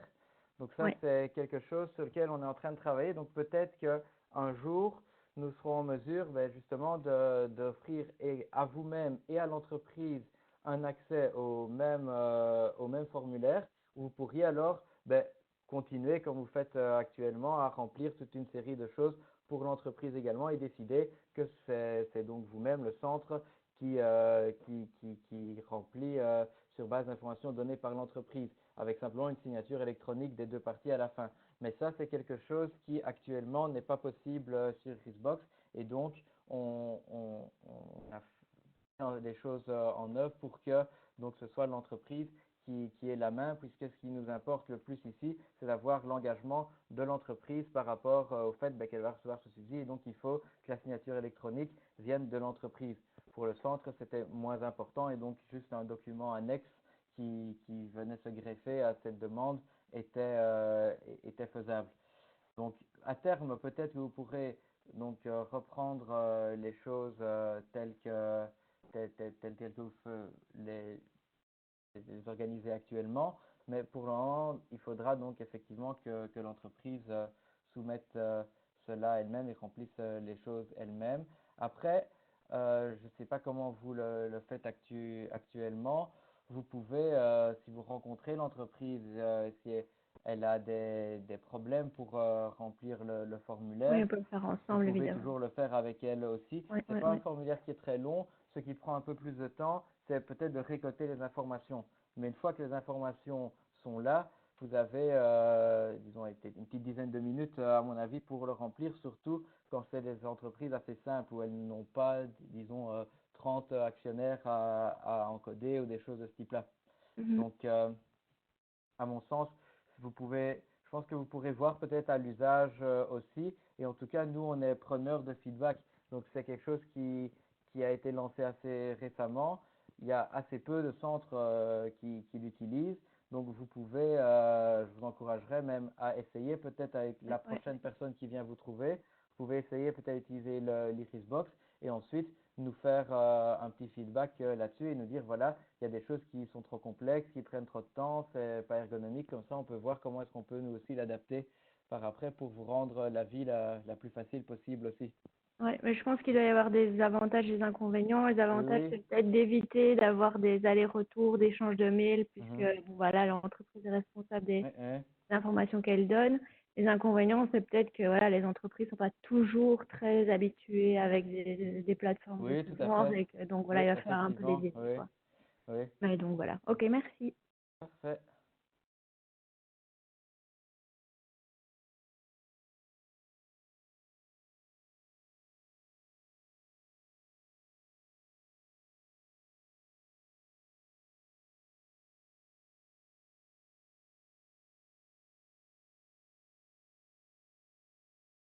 Parfait. Est-ce qu'il y a d'autres questions?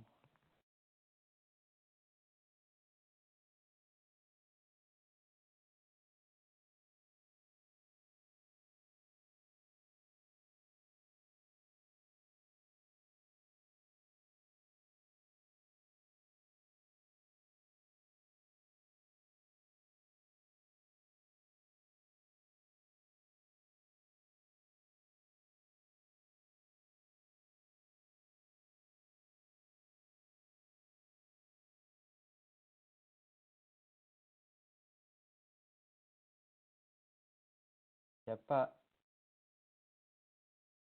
d'autres questions à ce stade. Je vais passer à la deuxième partie, qui est donc la présentation donc, du call 2020. Si vous aviez d'autres questions ou des questions plus spécifiques auxquelles qui donc sont peut-être pas pertinentes pour les autres centres, n'hésitez pas à nous recontacter également. Donc on peut toujours prévoir aussi des discussions plus spécifiques sur vos questions, sur vos projets, sur vos problèmes. Et donc ça, on reste toujours disponible également. Et donc, je vais passer à la partie donc, demain. Je vais peut-être demander aussi si vous aviez indiqué que vous leviez la main, vous avez une question, s'il y a moyen de désactiver, comme ça je n'ai pas les mains levées qui restent sur mon écran et comme ça je peux faire la distinction entre ce qui est une nouvelle question et ce qui est simplement une question précédente. Alors, donc, je vais passer donc à ce nouveau call. Donc, nouveau call ici donc pour les centres de recherche. Donc, on va, comme l'année précédente, donc rouvrir notre call pour pouvoir donc avoir des centres de recherche supplémentaires qui vont pouvoir venir s'ajouter aux centres déjà existants. Et on vise donc une ouverture donc début avril, donc c'est déjà la semaine prochaine. Donc nos documents sont prêts. Ça pourra être soit la semaine prochaine, soit la semaine d'après, selon un peu le planning de notre service communication qui, dans la situation actuelle, a également pas mal d'autres tâches à effectuer et donc qui va pouvoir mettre le site web à jour dans les jours qui viennent, mais sans que je puisse vous donner donc une date précise. Donc vous avez ce call qui va continuer jusqu'au 15 mai. 15 mai à 4 heures de l'après-midi, donc fin de journée 15 mai, et vous avez donc ce délai pour soumettre votre demande de reconnaissance ou d'agrément. Donc l'approbation, l'agrément va être donné entre donc avril et juin. Donc pourquoi entre avril et juin? Parce qu'on va essayer, si on voit déjà un nombre suffisant donc de demandes qui nous sont parvenues, de les approuver au fur et à mesure sans forcément devoir attendre la toute fin donc, et d'avoir toutes les demandes, en tout cas pour les centres de recherche qui vont être des centres agréés de plein droit. Donc, je vais vous indiquer la distinction maintenant. Donc, vous avez dans cette action deux grands types de centres, donc deux catégories qui sont en fait reprises telles quelles dans notre texte légal, qui sont d'un côté les centres que l'on va appeler les centres agréés de plein droit et de l'autre l'ensemble des autres centres. Donc les centres agréés de plein droit, ce sont l'essentiel d'entre vous ici, je pense. Ah, attendez, je vois qu'il y a une question, mais je passerai à la question par après, c'est pas grave. Donc, pour reprendre, voilà, donc vous avez les centres ici qui sont essentiellement donc des centres donc des universités, des centres des hautes écoles et des centres qui sont des centres de growth, des centres collectifs de l'industrie et des différentes industries, ainsi que donc toute une série de centres qui peuvent être des centres étrangers qui donc pourraient avoir un statut équivalent dans leur pays. Ces centres sont donc, comme on indique, agréés de plein droit, ce qui veut dire qu'elles ont une procédure d'agrément qui est simplifiée et qui est plus une procédure informative qu'une vraie procédure d'agrément.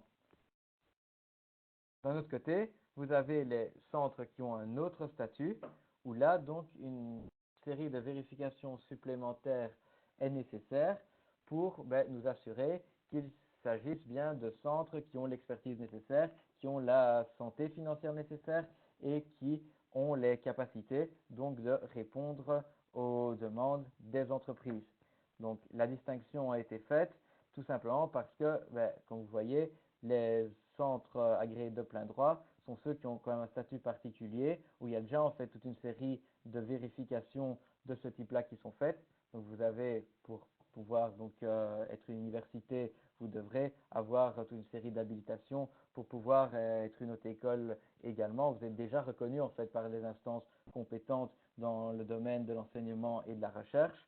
Même chose pour les centres de growth, vous avez tout un agrément qui est réalisé au niveau fédéral et où donc ça n'a pas forcément d'intérêt de plus-value de vérifier donc ce qui est rempli de facto par ces centres-là. Tandis que pour les autres types de structures, il y a des vérifications qui sont généralement nécessaires. Donc vous avez un call qui est ouvert à l'ensemble des centres de recherche. Ça veut dire quels que soient donc les domaines d'application. Donc vous pouvez voir notamment avec le lien que je vous avais envoyé où vous aviez la liste des centres existants que l'on a toute une série de disciplines très différentes et que nous ne nous limitons pas à quelques tâches technologiques bien spécifiques, mais que ça peut couvrir donc même des aspects plutôt médias, plutôt sciences sociales également. Donc si vous avez une expertise qui peut être utilisée pour les entreprises dans leur démarche de R&D, vous êtes tout à fait les bienvenus, quel que soit votre domaine d'application. Et une bonne façon de vérifier, disons, si vous avez le potentiel, disons, de répondre à ce type de sollicitation, c'est peut-être déjà voir les sollicitations que vous recevez actuellement. Donc peut-être que vous avez déjà occasionnellement des collaborations avec des entreprises, peut-être que vous faites déjà de la consultance, peut-être que vous avez des autres centres dans votre domaine qui font de la consultance. Ça vous permet de voir donc si vous avez donc la nécessité et l'utilité pour vous et pour les entreprises donc de rejoindre cette action. Mais quel que soit votre domaine, vous êtes les bienvenus.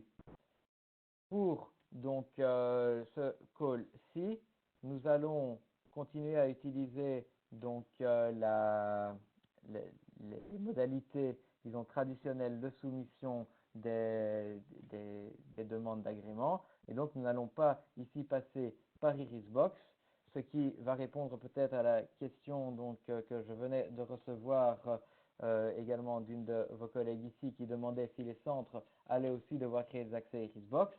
À l'heure actuelle, vous n'avez pas besoin de créer d'accès Irisbox puisque pour notre call 2020, vous n'allez pas soumettre les choses par Irisbox, mais simplement en envoyant un email à notre adresse standard fundingrequest@innoviris.brussels.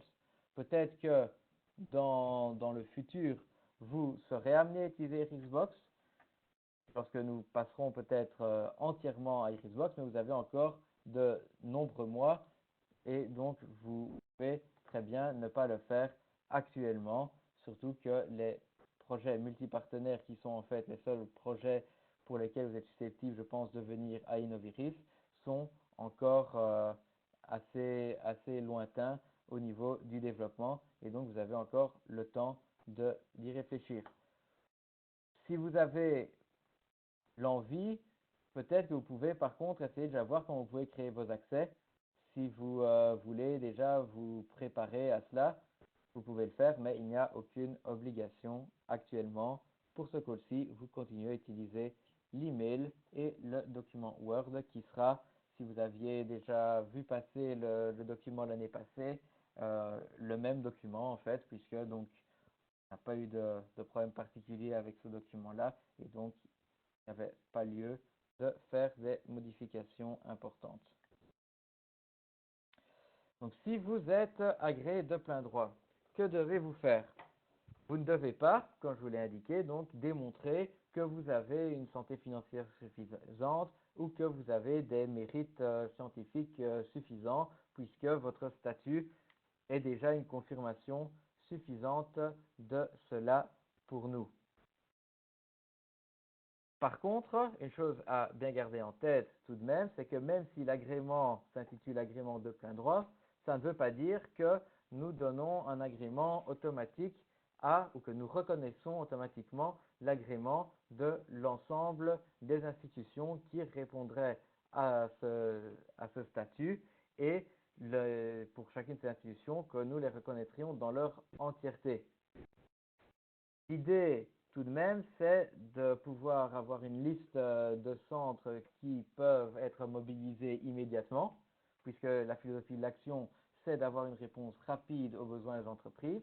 Et donc, ce serait problématique si l'on disait, par exemple, que toute une certaine haute école est agréée, alors qu'il y a un centre de recherche qui n'a aucune envie peut-être de faire des prestations chez Innovation ou qui n'a jamais pensé à faire des prestations chez Innovation et qui pourrait être contacté par une entreprise qui, forte de cet agrément, pourrait venir lui dire « mais vous êtes agréé, moi je veux que vous me fassiez une prestation », ce qui serait problématique pour toutes les parties puisque l'entreprise perdrait son temps et vous pourriez être confronté à des demandes auxquelles vous ne seriez pas en mesure de répondre ou vous n'auriez peut-être pas les moyens pour y répondre. Et donc, on préfère fonctionner vraiment sur base du volontariat en ne reprenant dans notre liste de centres que les centres qui ont indiqué qu'elles étaient prêtes à effectuer des prestations et qui se sont informées au minimum de la façon dont elles doivent procéder pour réaliser ces prestations. Et donc ici, on s'attend à ce que tous les centres qui veulent être agréés nous soumettent une petite fiche d'information reprenant toutes les informations dont on a besoin donc, pour renseigner ces centres aux entreprises et savoir nous-mêmes quels sont les centres qui font partie de l'action. Vous pouvez bien entendu regrouper les demandes au sein d'un seul formulaire. Si vous êtes une haute école et que vous avez 5 centres qui veulent participer à l'action, c'est même plus facile pour nous si vous nous soumettez un seul formulaire et vous verrez que dans le formulaire, il y a à chaque fois 2 parties. Une partie plus globale sur l'ensemble de la haute école qui est est réduit à son expression la plus simple, puisque je n'ai pas besoin d'avoir toute l'historique de la haute école comme je pourrais en avoir besoin pour un centre que l'on ne connaîtrait pas. Ce n'est pas forcément très utile. Et vous avez ensuite une deuxième partie qui est vraiment spécifique au centre, où là, c'est là que l'information est plus utile et est plus cruciale pour nous. Et donc, vous pouvez très bien vous soumettre un seul formulaire avec 5 ou 6 sous-sections pour chacun des centres de la haute école. Donc là, je vous encourage à essayer de le centraliser justement si vous voulez rejoindre à plusieurs cette action. Qu'est-ce que vous nous soumettez donc comme formulaire? Vous nous donnez en fait les informations de base qui sont nécessaires pour bien comprendre ce que vous êtes en mesure de faire. C'est-à-dire, qui est-ce que nous devons contacter lorsque nous avons une question par rapport aux prestations de votre centre. La preuve, évidemment, que vous êtes bien centre agréé de plein droit, donc la preuve que vous êtes un centre qui dépend d'une autre école, ou la preuve que vous êtes un centre qui fait partie d'une université, la preuve que vous êtes un centre de growth, etc.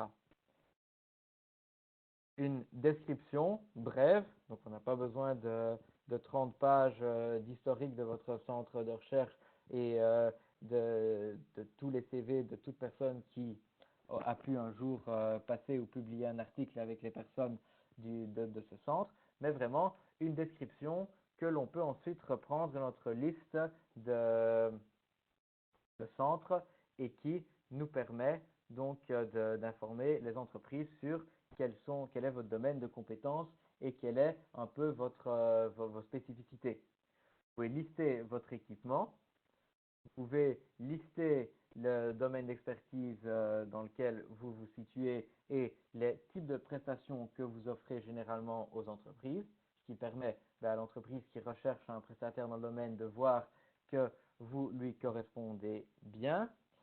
Vous devez lister aussi les prix donc, qui sont envisagés. Donc, en particulier donc, les frais forfaitaires pour les frais de personnel.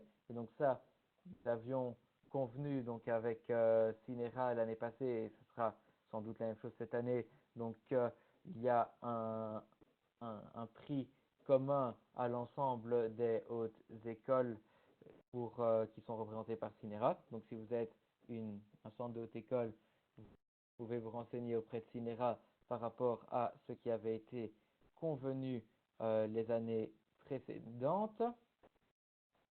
Si vous n'êtes pas dans ce cas de figure-là, et donc si on n'a pas encore, nous, obtenu la preuve que c'était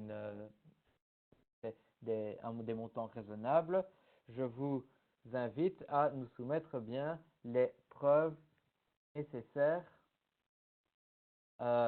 pour donc que nous puissions nous assurer que les tarifs envisagés correspondent bien à votre structure de coût avec éventuellement donc un bénéfice raisonnable, mais l'idée n'est bien sûr pas que l'on soit au double ou à 50% au-dessus de ce qui est facturé généralement aux personnes qui viennent vous voir.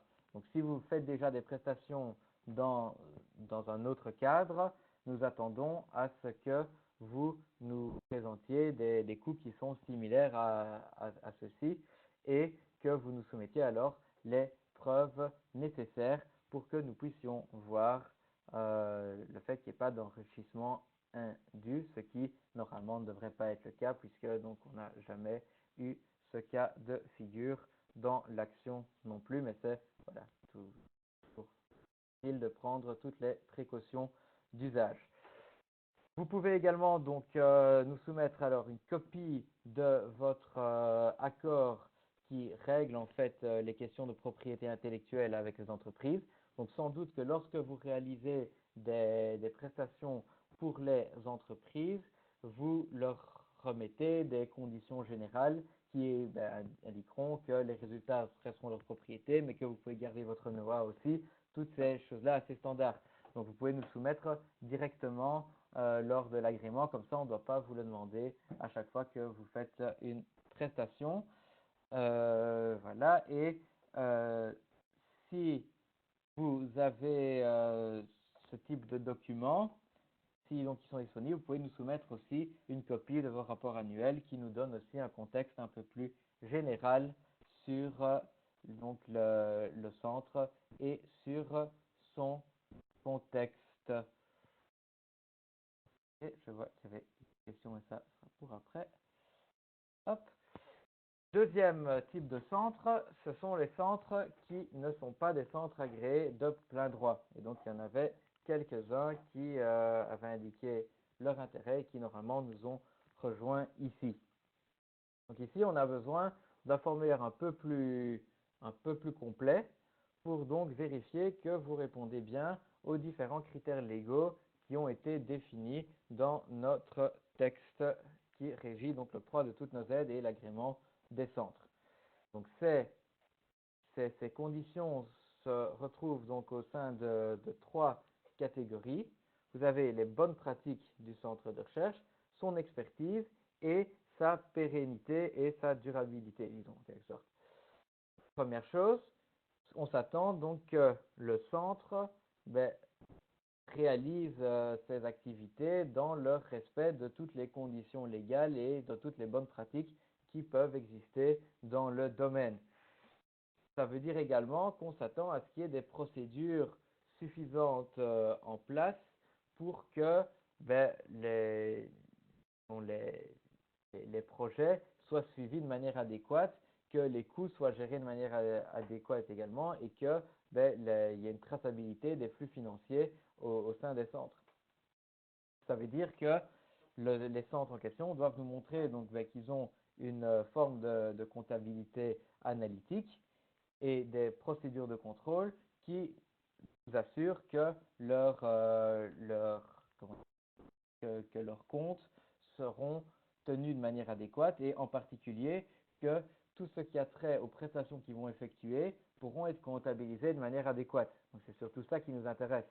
Comme on ne vous paye pas directement, ce qui nous importe, c'est que lorsqu'il y a des prestations qui sont comptabilisées, elles soient bien comptabilisées de manière correcte et conforme à la réalité. C'est-à-dire qu'on s'attend à ce que vous ayez par exemple des procédures au niveau des timesheets pour que lorsque vous nous indiquez que vous avez passé 20 jours hommes sur un projet, ce soit bien effectivement 20 jours hommes et que vous ayez une trace si un jour il y avait un audit ou quoi que ce soit qui permet de montrer qu'il y a bien 20 jours hommes d'une certaine personne qui ont été passés sur le projet et non pas 10 ou non pas 5 ou non pas 40 non plus. Deuxième chose, nous attendons à ce qu'il y ait un rapport annuel qui peut prendre différentes formes. Ça ne veut pas dire que vous devez avoir un rapport annuel que vous envoyez à 500 personnes non plus. Si vous avez un rapport sur vos activités qui se trouve sur votre site internet, une description donc des projets réalisés, quelque chose qui nous permet donc d'avoir une trace des activités précédentes et qui montre que vous avez une certaine diffusion aussi de vos activités, que vous ne faites pas tout uniquement en interne pour le propre bénéfice, mais que vous avez une diffusion donc de votre travail et de ce que vous faites, ce qui se retrouve aussi dans d'autres critères. Et le cas échéant, si vous êtes dans un secteur qui est réglementé, c'est dans un secteur où vous avez des certifications qui doivent être obtenues pour que les résultats, par exemple vos analyses, aient une certaine valeur, on s'attend aussi à ce que vous nous indiquiez que c'est bien le cas. Donc ça peut être des certifications ISO, ça peut être, je ne sais pas si vous êtes reconnu par BELAC pour certaines choses. Vous avez toute une série de certifications de ce type qui peuvent exister et qui peuvent être nécessaires pour les entreprises si elles veulent que leur test ait une valeur. Deuxième chose, vous avez tout ce qui a trait à votre expertise. Donc l'idée évidemment c'est d'avoir un centre qui peut venir en aide pour apporter une expertise qui ne se retrouve pas au sein des centres, qui ne sont pas au sein de l'entreprise elle-même. Et donc, on veut s'assurer que vous ayez l'expertise nécessaire pour répondre à ces besoins d'entreprise. Ce qui veut dire que vous devez nous montrer que vous faites effectivement de la recherche, du développement, de l'innovation de manière assez générale qui peut donc intéresser les autres entreprises qui sont actives dans le même secteur que vous. Donc l'idée ici, c'est que vous devez avoir une activité de recherche, développement et d'innovation qui n'est pas simplement centré sur les produits et les services que vous offrez vous-même. Sinon, toute entreprise qui fait de la R&D pourrait devenir en quelque sorte prestataire Boost, ce qui n'est pas, enfin Innovation Vouchers, pardon, ce qui n'est pas la philosophie. L'idée, c'est d'avoir vraiment des experts reconnus dans le domaine. Et donc, on s'attend à ce que vous montriez que vous réalisez donc des travaux de recherche, développement et d'innovation qui vont au-delà simplement de vos besoins spécifiques. Et ça peut être fait notamment en montrant que vous réalisez déjà des travaux en collaboration avec d'autres entreprises, que vous avez déjà toute une activité de consultance, que vous avez donc effectivement ces activités à l'heure actuelle.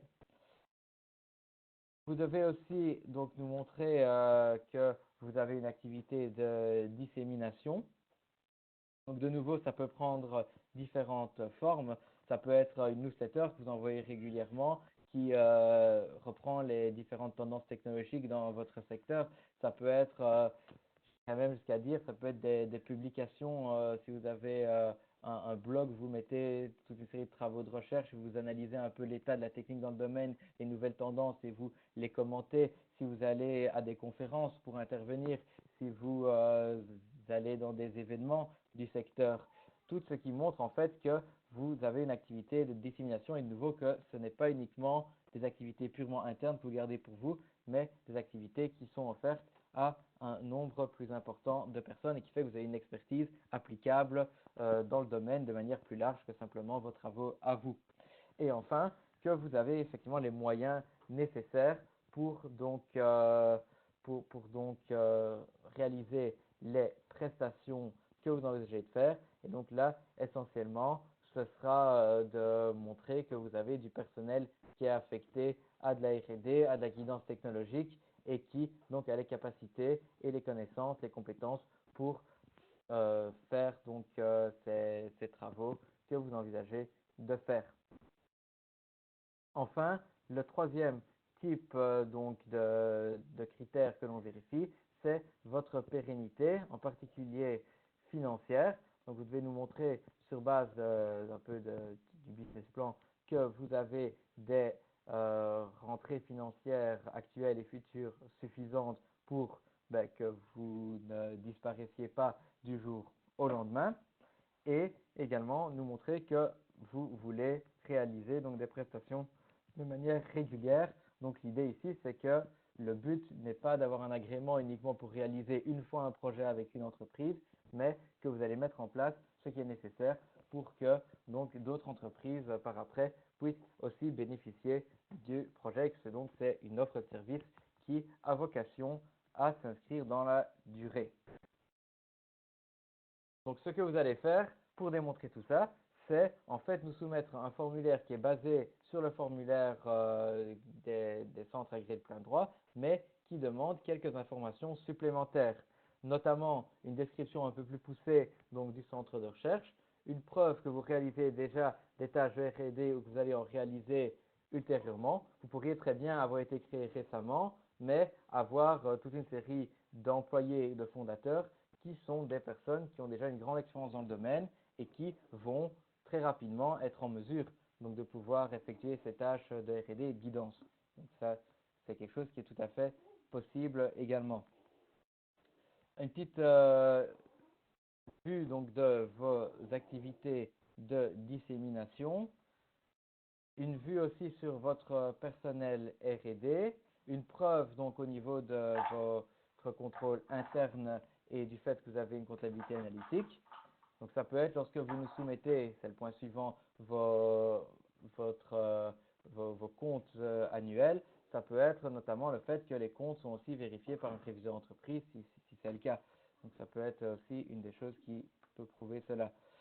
Vous nous soumettez aussi les comptes annuels des 3 dernières années ainsi qu'un plan financier sur 3 ans qui ne doit pas être très détaillé, très détaillé, donc pas peut-être aussi détaillé que pour un projet Innoviris traditionnel si vous avez déjà participé à des projets et vous voyez un peu ce qu'on demande, mais qui reprend quand même les sources financières principales et qui nous montre que vous avez une certaine pérennité par rapport à vos activités et donc vous avez déjà un certain nombre de clients, que vous avez des rentrées financières régulières et qu'elles vont continuer dans le futur.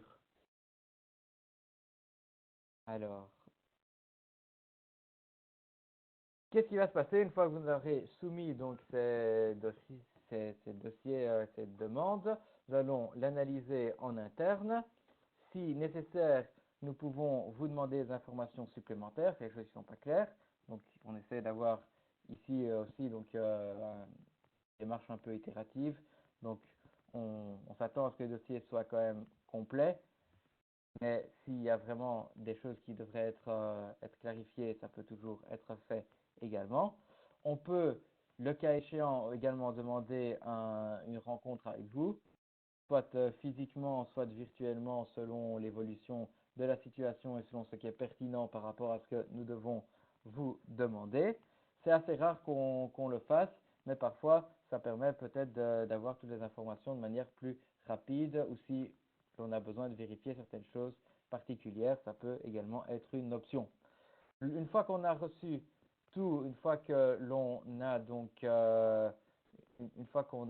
analysé tous les documents, nous allons formaliser votre agrément à l'aide donc, de documents légaux. Nous allons avoir des arrêtés donc, qui vous reconnaissent comme centre agréé Innovation Vouchers.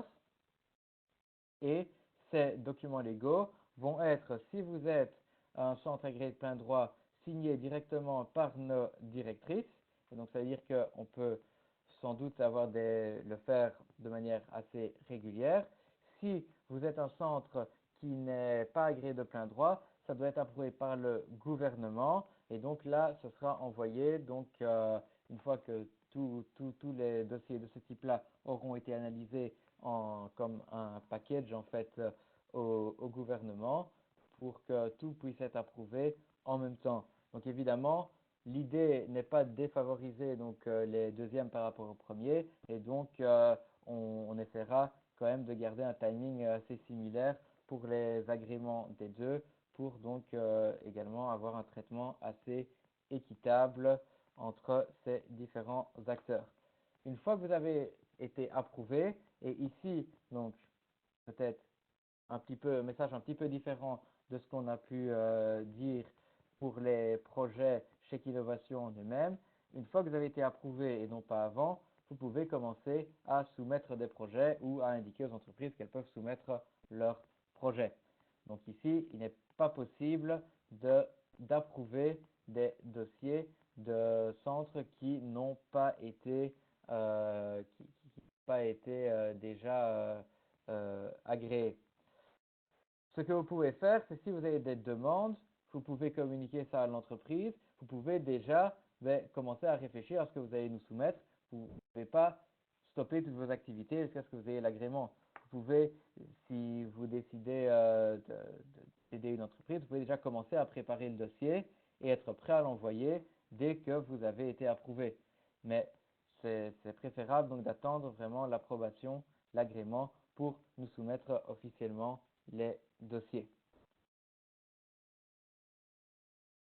Voilà. Et donc, maintenant, nous sommes arrivés au terme de cette partie de la présentation. Donc, si vous avez des questions, vous pouvez les poser. J'avais déjà ici une question donc, de Michel qui me disait qu'il a posé une question donc, sur le montant des prestations. Donc, voilà, attendez, Voilà. Donc, c'était plutôt pour la première partie, si je comprends bien, mais ça peut être utile pour tout le monde également. Donc, pour vous préciser, le montant maximum des chèques innovation. Donc, lorsque je dis 10 000 euros par an par entreprise, c'est bien le subside que nous octroyons, nous, à Innoviris. Et donc, le budget peut être plus important. Donc, le budget qui correspond à ce subside-là, c'est 13 333, quelque chose de ce type-là, si je ne me trompe pas. Vous pouvez même aller à des budgets plus élevés que cela. Donc, si l'entreprise vient et que vous vous rendez compte que vous avez besoin en fait d'un budget de 20 000 euros pour réaliser tout ce qu'elle veut faire, rien ne vous interdit de le faire. Il n'y a pas de limite maximale au niveau du budget des chèques innovation. La seule limite, c'est au niveau du subside. Et donc, il faut évidemment que l'entreprise soit en mesure de vous prouver et de nous prouver qu'elle est capable de payer peut-être les 10 000 euros plus TVA supplémentaires, si c'est un projet de 20 000 euros hors TVA. Voilà, voilà. Est-ce qu'il y avait d'autres questions? Comme je vois qu'il y a quelques problèmes parfois pour trouver la petite main, je vais tenter peut-être de vous démuter tous. Donc, on va essayer de voir si ça fonctionne. Il n'y a plus de temps que ça. Voilà, normalement, vous devriez tous avoir votre micro allumé maintenant. Et donc, si vous avez une question, vous pouvez me la poser directement. C'est encore plus simple comme ça. De nouveau, si vous n'avez pas de question particulière ou que c'est une question qui est plus individuelle par rapport à votre centre, n'hésitez pas à nous contacter. Donc, les contacts sont les mêmes avec donc les mêmes dates pour le contact. Faites la même chose. Mettez-nous tous en copie. Comme ça, on est sûr d'avoir bien l'historique des conversations. Et vous retrouverez sous peu donc tous les documents sur notre site web. Vous pourrez les utiliser et n'hésitez pas à nous contacter en cours de route pour toute autre question. Voilà, voilà.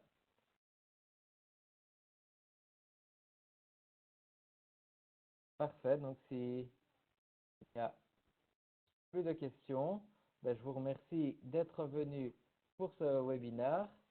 Toutes mes excuses pour le petit plantage du PC, mais à part ça, je pense que ça a bien fonctionné. Et donc, vous aurez une copie donc, de la présentation et en fait de l'ensemble de la session qui sera mise sur notre site web en même temps que en même temps que les documents qui vous permettront de postuler pour obtenir l'agrément. Donc, si tout s'est bien enregistré, nous devrions l'avoir sur notre site web aussi. Merci Voilà. Damien. Pas de problème. Merci. Merci. Merci à vous et bonne fin de journée et bon week-end. Bon week-end, oui. Bon week-end. Au Au revoir. revoir.